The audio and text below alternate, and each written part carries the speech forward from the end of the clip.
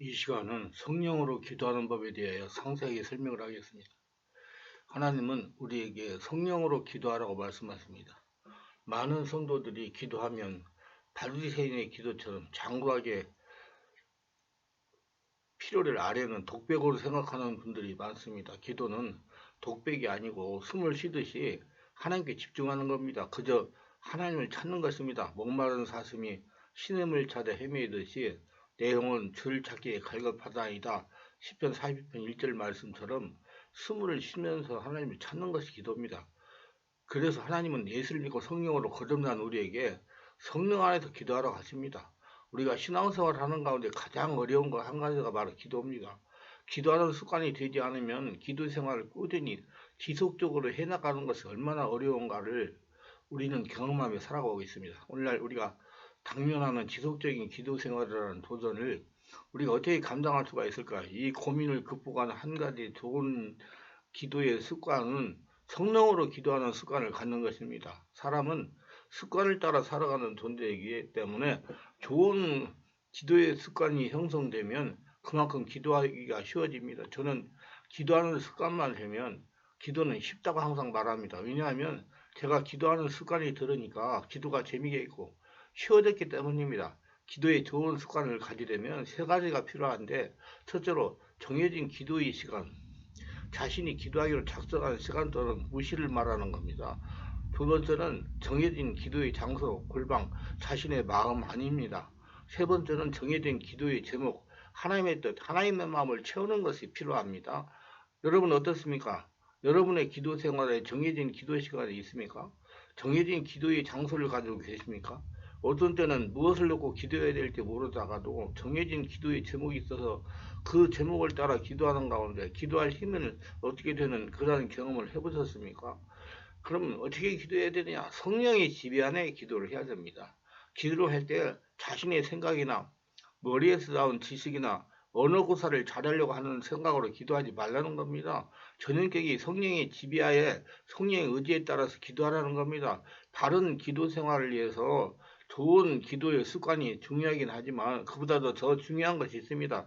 그것은 바로 성령으로 기도행을 받아 성령으로 기도하고 살아가는 것입니다. 우리가 새벽 기도를 생각해 볼 때 우리가 항상 새벽에 그 시간에만 살아있는 것이 아니지 않습니까? 우리가 예배당에서만 살고 있지는 않지 않습니까? 우리가 가정에서나 직장에서나 세상에서 살아갈 때 우리 앞에 다양하게 펼쳐지고 우리에게 다가오는 그런 도전과 문제, 그 어려운 상황 중에서 우리의 기도가 정해진 기도의 제목만으로는 우리의 삶을 다 감당하지 못합니다. 그래서 좋은 기도의 습관을 갖는 것도 중요하지만 우리가 기도 여행을 가져서 성령 안에서 기도하는 것, 그것은 더욱 중요합니다. 마치 내 영이 기도 여행이신 성령 안에 푹 잠겨 있는 것처럼 내가 하루 24시간 어디에서 무엇을 하고 있든지 하나님과 끊임없이 숨을 쉬듯이 교통하는 가운데 내 삶이 진행되는 것, 그것이 바로 기도형을 가지는 것인데 이것이 바로 기도 생활의 이상이라고 할 수가 있습니다.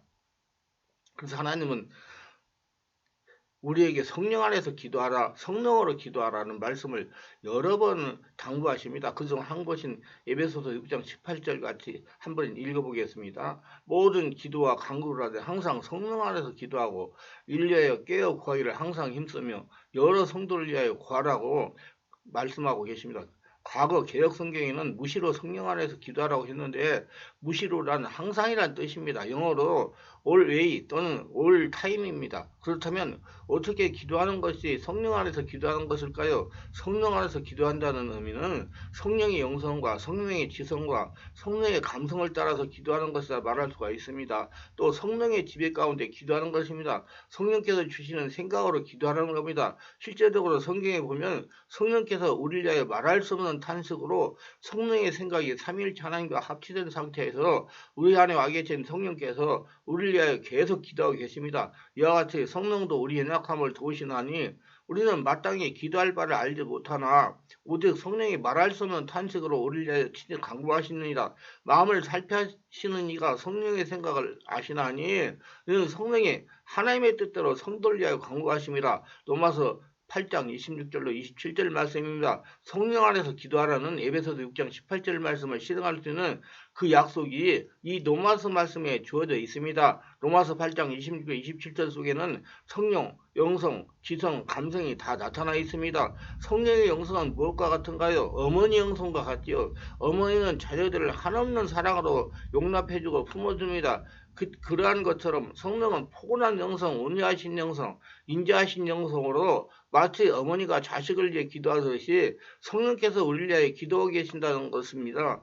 우리는 무엇을 위하여 기도할지도 모르고 우리 앞에 어떤 일이 일어날지도 모릅니다. 그렇기 때문에 성령께서 우리를 위하여 마땅히 무엇을 위하여 기도할지 모르지만 우리를 위하여 앞서 기도하고 계신다는 겁니다. 성령의 영성이 그러하다는 것입니다. 또 성령의 영성은 성령의 지성을 가진 인격체이셔서 우리를 위해서 기도할 바를 명확하게 인지하시고 우리에게 깨닫게 하시고 그리고 그 생각을 갖고 기도하게 계십니다. 로마서 8장 27절 말씀에 성령은 지성을 가지신 분입니다라는 것을 보여주는 한 표현이 있습니다. 마음을 살피시는 이가 성령의 생각을 아시나니 성령의 생각이라고 그랬습니다. 성령은 생각하신다. 즉 지성을 지니신 분입니다. 우리 향하신 그 성령의 생각이 얼마나 많은지 시편 40편 5절에 이런 말씀이 나옵니다. 여호와 나의 하나님이여 주의 행하신 기적이 많고 주를 향하신 주의 생각도 많은도이사. 우리의 부모가 자녀에 대해서 기도하지 않습니까? 자녀에 대한 모든 사정을 헤아리고 살펴서 자녀를 위해서 기도합니다. 부모는 자녀를 위해서 기도하지만 자녀는 부모를 그렇게 생각하지 않아요. 자기 인생이 바쁘기 때문에 내리사랑을 해서 부모는 자녀를 위해서 그렇게 안타깝게 간절히 기도하지만 자녀들은 그 부모에 대한 마음을 헤아리지 못합니다. 저도 자녀를 위해서 기도를 하지만 이 아이들이 부모인 내가 이렇게 하나님 앞에 간절히 자기들을 위해서 기도하는 것을 알고 지내기는 하나 그런 생각을 할 때가 있습니다.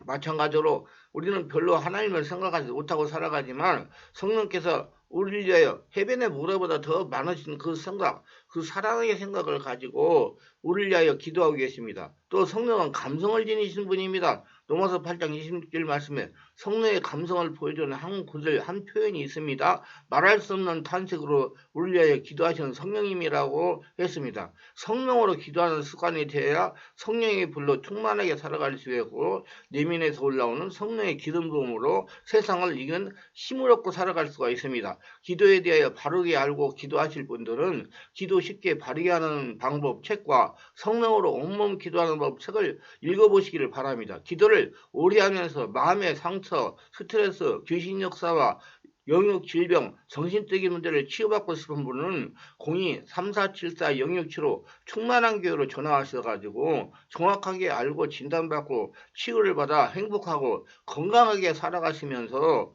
예수님께서 주시는 복을 거둬들이는 예수님의 축복된 삶이 되시기를 주 예수 이름으로 축원합니다.